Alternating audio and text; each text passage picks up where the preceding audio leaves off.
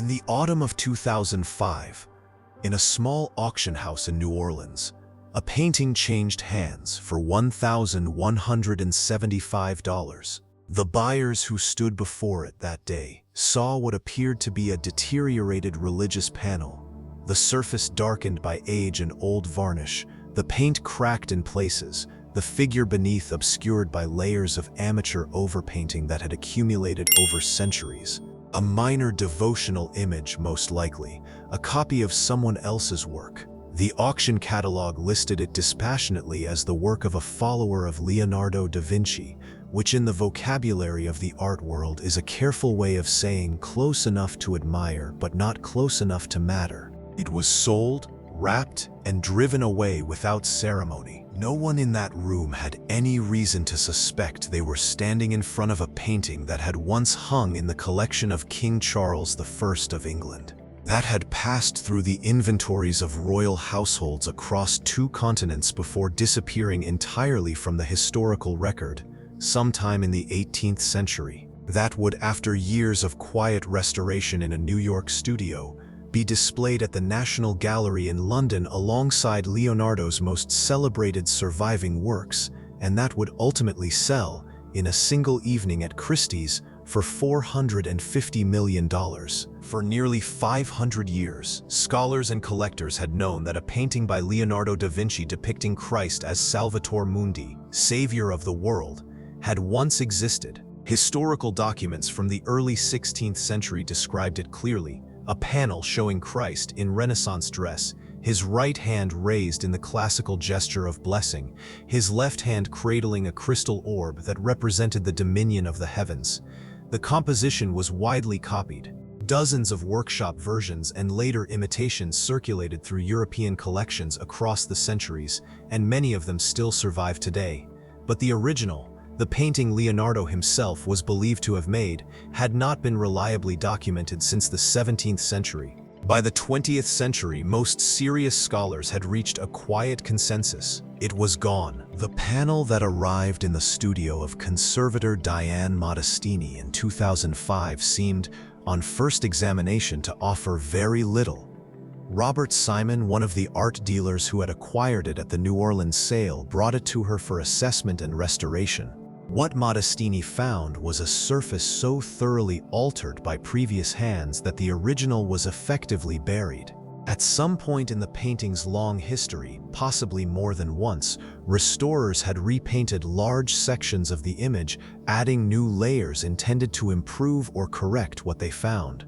The result was a kind of palimpsest, each generation's intervention laid over the last. Beneath all of it, somewhere, was an older painting. Modestini began to carefully remove the layers. The process took years. As the overpainting came away, slowly, carefully, under magnification, the quality of what appeared beneath began to change in ways that were difficult to explain. The face that gradually re-emerged had a surface unlike anything a skilled copyist could reproduce. The modeling of the flesh, the movement from light into shadow across the cheekbones and forehead, showed the barely there gradations of Leonardo's sfumato technique, the deliberate blurring of boundaries that Leonardo had refined across decades and never fully transmitted to those who worked in his shadow. Modestini later described a moment during the restoration when the recognition of what she was looking at became undeniable. She stopped working and wept. Further analysis deepened the case. Infrared reflectography revealed beneath the paint surface a network of preparatory marks and, crucially, corrections.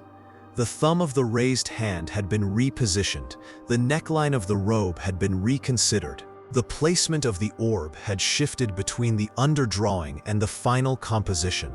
These penitime, as conservators call them, were not the traces of someone copying a finished image. A copyist has a model and follows it. These were the marks of a mind still working through a composition that had not yet been resolved. They were, in the reading of those who examined them, the marks of the original mind. In 2008, Simon quietly gathered a group of Leonardo specialists to examine the panel in person. The scholars came one by one, stood before it, and formed their assessments. The debate was not immediate or unanimous. It rarely is with attribution questions of this magnitude. Some held reservations they did not fully abandon, but the accumulated evidence, the walnut panel consistent with Leonardo's known materials, the pigments, the underdrawing, the surface quality, the pentimenti, pulled steadily in one direction. In 2011, the National Gallery in London made its position known. Salvator Mundi entered the catalogue of a major Leonardo exhibition as a work by Leonardo da Vinci himself. The painting, bought for $1,175 in a New Orleans auction house, was listed by one valuation at the time at approximately $100 million. But the questions that followed the authentication were not smaller than the ones that came before.